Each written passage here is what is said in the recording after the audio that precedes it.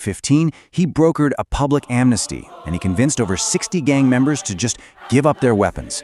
But for the ones who said no, well, the ultimatum was brutally simple, and he made sure everyone heard it. And make no mistake, that wasn't just a threat, that was a promise. He was basically saying, I will defeat you in your own game.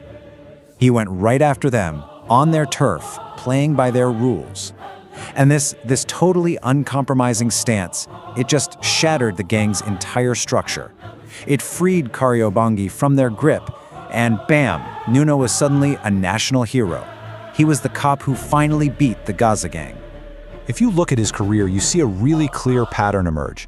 After Kariobangi, he goes to Thika and Kiambu to disrupt gang recruitment. He even had this brief, kind of weird desk job in Nairobi in 2024, but he was sent right back into the fire in 2025.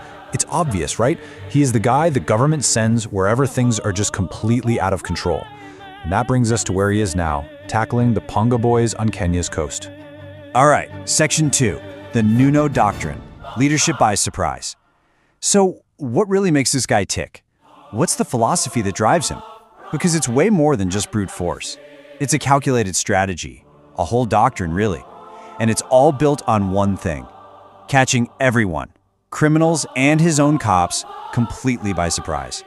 This quote from a retired senior officer who served with him, man, it just cuts right to the heart of Dupat's entire worldview. Criminals understand only one language: force. What that tells you is that he operates on the belief that, hey, when you're dealing with violent criminals, the time for talking and nuance is over. It's already failed. The only language they're going to understand is force. And what's really interesting is that he applies that same intensity to his own people. His method is pretty simple, but man, is it effective. First, he does these direct field inspections. Just shows up unannounced to keep everyone on their toes. Second, he runs integrity tests, setting traps like the one at Kisuni Station to expose corruption or just plain incompetence. And third, brutal accountability. Immediate and harsh discipline for anyone who fails. For him, public safety starts with the disciplined police force. And that brings us to Section 3, the new war on Kenya's troubled coast. So this is his current assignment. By 2025, he gets a big promotion to oversee the entire coastal region. And this place, it's a hotbed of all kinds of complex crime. We're talking terrorism, drug trafficking, the works.